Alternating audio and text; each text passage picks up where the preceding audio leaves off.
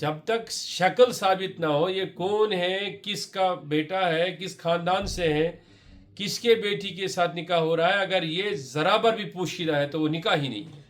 मेरी निगाहों से गुजरेगा तो मैं जानने की कोशिश पूरी करूंगा उससे कि आपने माँ से क्यों पहनी।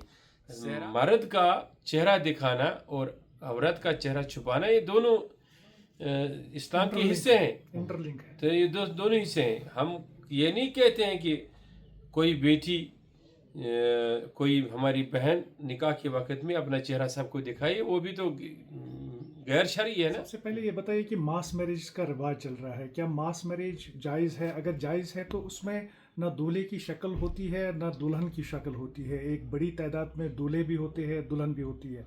उसमें ये भी नहीं पता चलता है कि क्या सेम रिलीजन में ये शादियां हो रही है, और अगर हो रही है तो वो दिखाया क्यों नहीं जा रहा है? उस पर क्या आप तबसरा करेंगे अपना? देखिए, पहली बात है कि अगर मौजूदा दौर में बहुत सारे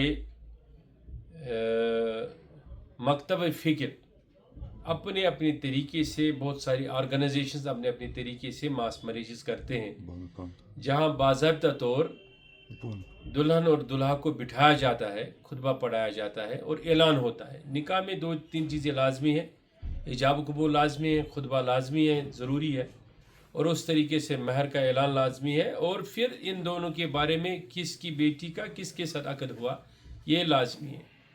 अगर ये हो रहा है, उसको कोई ऑर्गेनाइजेशन कर रही है, कोई इदारा कर रहा है, तो जायज़ है, कोई गुनाह नहीं इसमें।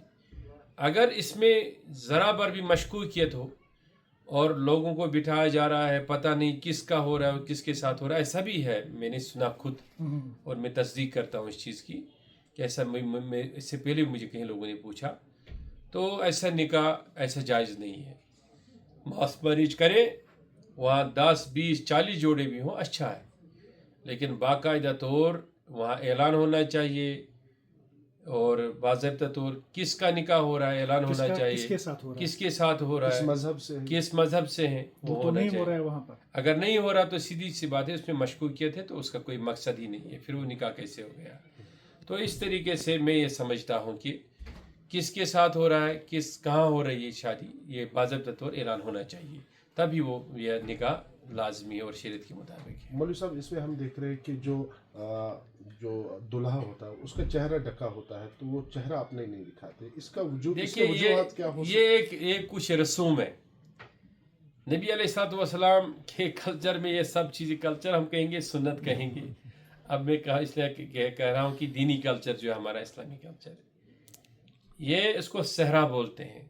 सहरा डाला जाता था बहुत सारे ख़ानदानों में, अरब में भी है बहुत सारी जगहों पर, लेकिन सहरा लगा के खुतबा निकाह नहीं है। सहरा उठना चाहिए, अगर कहीं ऐसा है भी पहले लगाना ही नहीं चाहिए। वो निकाह के वक्त भी वो उठना चाहिए नहीं, वो तो जब तक शक्ल साबित ना हो, ये कौन है, किसका बेटा है, किस खानदान से है, किसके बेटी के साथ निकाह हो रहा है, अगर ये ज़रा बर भी पोशीदा है तो वो निकाह ही नहीं है।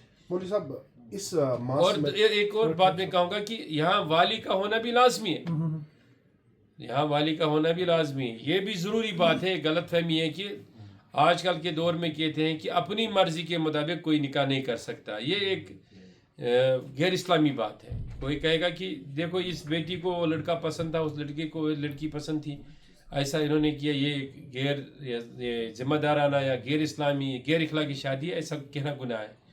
बल्कि बिल्कुल साबित है ये, अगर कोई लड़का लड़की को पसंद करता हो, सही है, ख़ानदान के एतबार से, बाकी चीज़ों के एतबार से वो सब कुछ ठीक बैठ रहा है, तो उसमें कोई हर्ज नहीं है उस निकाह में।